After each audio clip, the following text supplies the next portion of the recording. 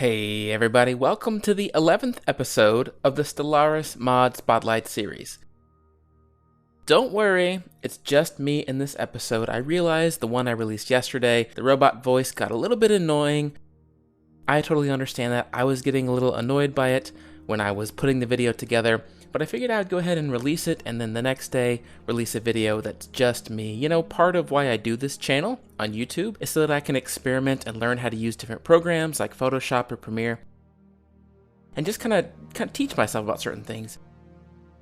This week's episode, I was teaching myself about Audacity and some plugins and things like that with the robot voice, and so that's why he's in there. Don't worry, he's not coming back. That was just a little bit of an experiment. Another reason why I had him in here is if you kind of pay attention to the meta-narrative going on in these Mod Spotlight series, I've had this whole kind of back and forth thing about producers and losing them and trying to find someone to help me out. So that's kind of what that was about, just kind of playing with that theme a little bit. Don't worry, I'm not going to experiment with Stellaris as much in the future anymore, so you don't have to worry about that. Okay, on to the mods. Now, if you watched yesterday's episodes, you're not going to see anything new. This is the same content as yesterday, but it's just me doing the voiceovers instead of the robot. Thank you so much for all the feedback you guys give me. Please keep it coming. Let's dive into the mods. Boop.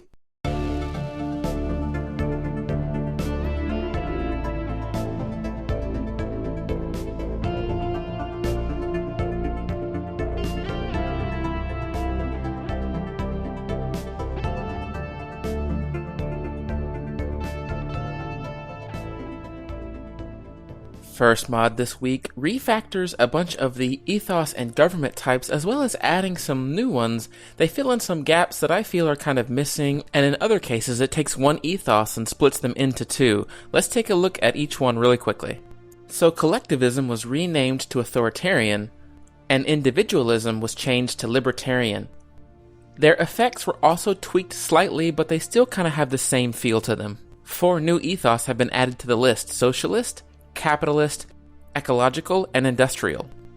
Each one of these kind of deals with how your empire feels about money or economical wealth. You also get 4 ethics points, so you can do all those crazy things like fanatic spiritualist plus fanatic military, or you could pick 4 base level ethos and kind of spread out your bonuses across a bunch of different areas, which I think adds just a ton of replay, which is really great. This mod also comes with 9 new government types on top of the 15 that already exist, so almost doubling the amount of available government types. Social democracy feels kind of generic. It just adds a little bit of food, mineral, and leader skill to your empire. The communist dictator government kind of spreads their bonuses out, giving you a little bit of happiness, some construction time reduction, some build time reduction on ships, and some extra robot output as well. They're kind of all over the place. The Pioneers League is all about getting you out into space, exploring and colonizing. You get a lot of bonuses to your science ships like anomaly, discovery chance, and failure rate reduction, and also bonuses to your colony ship build time and your colony deployment speed. And all that means you're exploring really fast, you're colonizing really fast, really great government type for expansion style empires. Keepers of Harmony, I thought these guys were pretty interesting. They get a pretty big bonus to terraforming cost, like it gets reduced by quite a bit, and their terraforming stations get brought down. They also get an extra trait point, which is the only government from this mod that actually gives you extra trait points to spend, which I thought was really cool. You just have to remember to go back and spend it. I am kind of surprised that this government type doesn't affect habitability in any way. You'd think that maybe every species in your empire gets like a bonus 20% to habitability on all planets or something, but for some reason that wasn't included in this one. Mining League's all about boosting minerals. I'm pretty sure every single one of their bonuses apply to the mineral gathering in some way. Xeno-nationalism, probably one of my favorite ones. It basically makes it so that if you're playing Xenophobe, you are in a really good defensive position. It boosts all your military stations a ton, your defensive platforms, your fortress upkeep goes down. Your planetary fortification toughness goes way up, planet sensor border range all goes up. Perfect for kind of backing yourself into a corner and saying, the rest of the galaxy, don't touch me, leave me alone. So I like that a lot. So anarcho-capitalism is basically the opposite. You get boost to migration speed and other species happiness when they're in your empire, plus alien migration attraction. So a lot of different aliens are coming and living in your empire.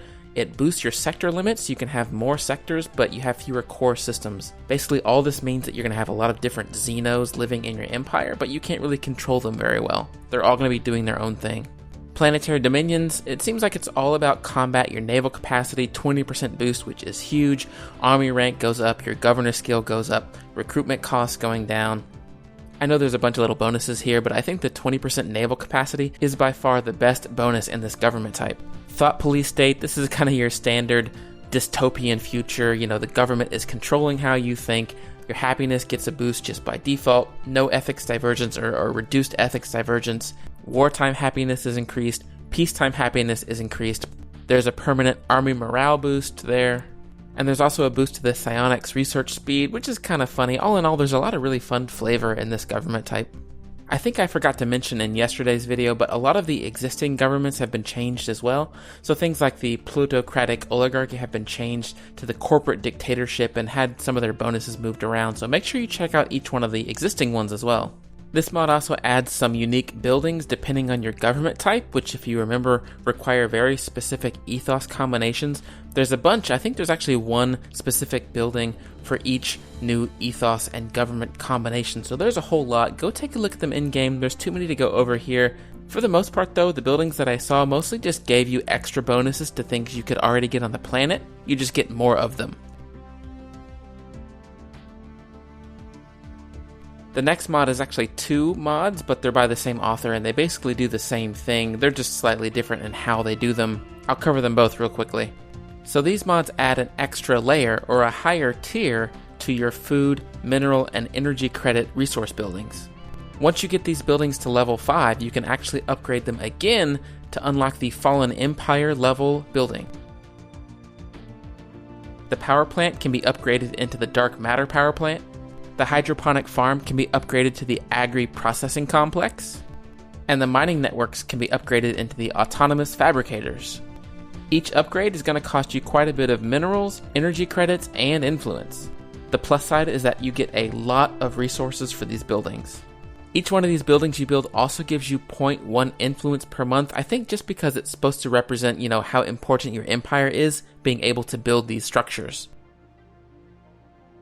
In the other version of this mod, you can construct these higher tier buildings cheaper, however you don't get the bonus influence per month. So it's kind of up to you to choose which mod you want to play with and go with that one.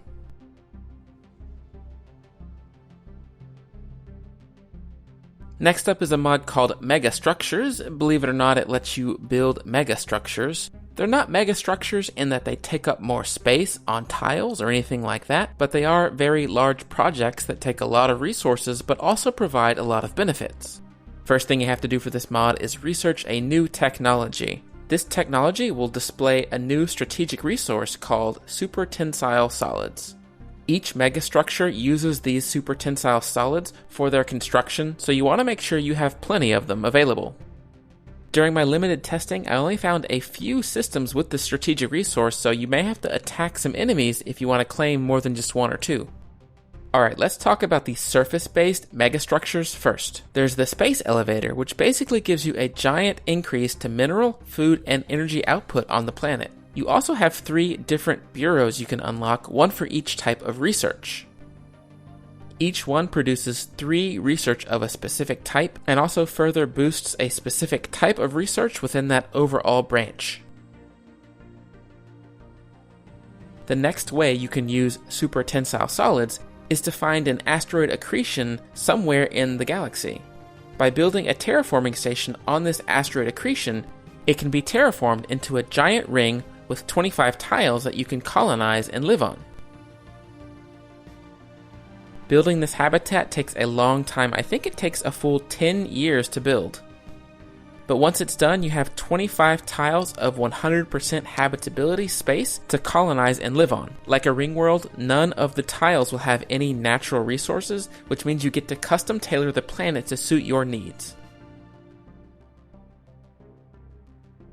The last mod for this week adds a bunch of new visuals to the game that kind of let you pick a H.P. Lovecraft theme when building an empire. Everything you would expect is here: creepy tentacle monsters, weird gargling noises, unpronounceable words. It's got everything. Specifically, you've got 4 new species types called cosmic horrors to pick from to customize the visuals of your species. There's 10 new flags, each one kind of a twisted variation of something that already exists, which looks kind of cool. And there's also a really cool looking city type where all the buildings are kind of angled and twisted and stretched in these kind of unrealistic, bizarre ways. And you've also got a custom ship type.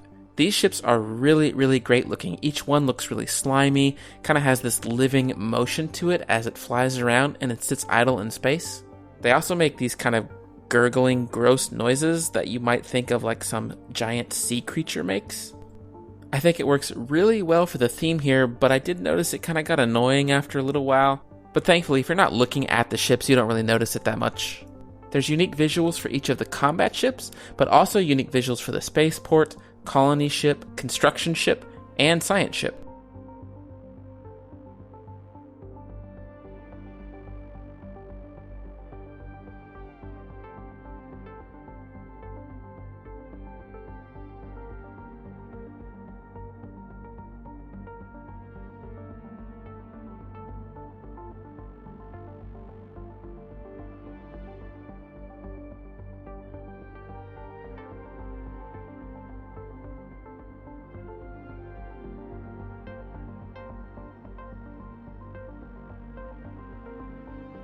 And that'll do it for this week's episode. Thank you again for all the feedback, both positive and negative. While I do want to experiment and learn and grow as a person while I make these videos, I definitely want to provide something that's entertaining for you, that you want to keep coming back and watching over and over again, and that you want to share with other people.